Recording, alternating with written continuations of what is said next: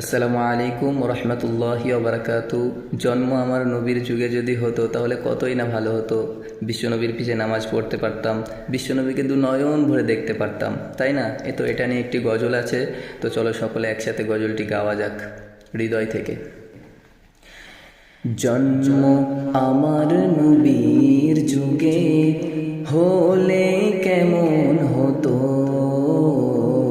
জন্ম আমার নবীর যুগে হলে কেমন হতো।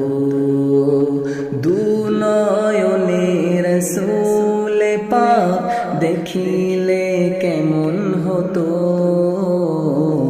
দুনয়নে রাসূল পাক দেখিলে কেমন হতো।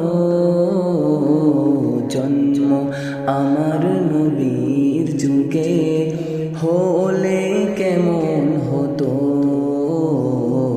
জন্ম আমার নবীর যুগে হলে কেমন হতো।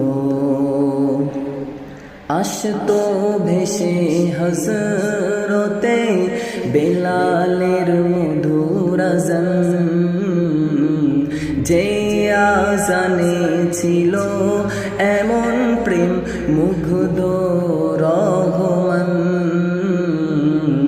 আসতো ভেসে হযরতে বেলালের মধুর আযান,